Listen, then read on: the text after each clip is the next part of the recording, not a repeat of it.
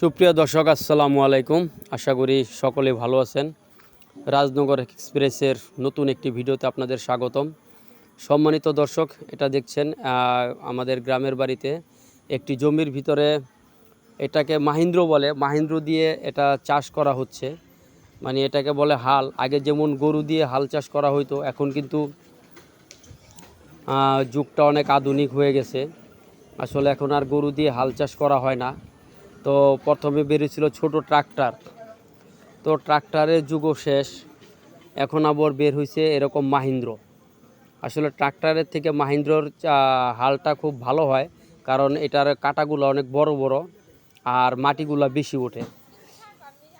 এই জন্য এই আপনার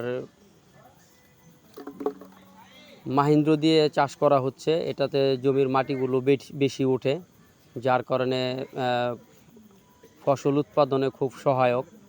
তো এই জন্য আপনারা দেখছেন মাহিন্দ্র দিয়ে চাষ করা হচ্ছে।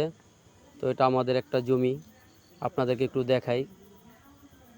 এখানে আসলে পাট বোনা হবে। তো রসুনের সিজন শেষ, এখন হচ্ছে পাটের সিজন। এখন এই জমিতে পাট বোনা হবে, পাট বোনার জন্য চাষ করা হচ্ছে। আর এরপরে আমাদের আরেকটা জমি আপনারা দেখছেন, এটার ভিতরে আসলে ঘাস হয়ে গেছে বেশি, অতিরিক্ত ঘাস। তো এখানে আসলে আমরা ধুনচে বুনবো লার্কির জন্য। এখানে একটা পুকুরের পাশে জমি, এখানে ভালো একটা ফসল হয় না, তো এখানে ধইঞ্চা অথবা সবজির চাষ করা যায়। তো এখানে আমরা ধইঞ্চা বোনার জন্য এই ঘাসগুলো আগে মারতে হবে, সেই জন্য ওষুধ প্রয়োগ করছি। তো সেই দৃশ্য আপনারা দেখছেন, এটা আমরা ওষুধ দিচ্ছি। তো ওষুধ দিলে এই ঘাসগুলো সম্পূর্ণ মরে যাবে, তখন আবার আমরা এখানে ধইঞ্চা দানা ছিটিয়ে দিব, তখন ধইঞ্চে হয়ে যাবে। তো এখানে দেখছেন ঘুরে ঘুরে ওষুধ আমরা দিচ্ছি। তো আসলে ওষুধ দেওয়ার কিছুক্ষণ পর, বলতে 2-1 ঘন্টা পরে কিন্তু এই ঘাসগুলো মরা শুরু হবে।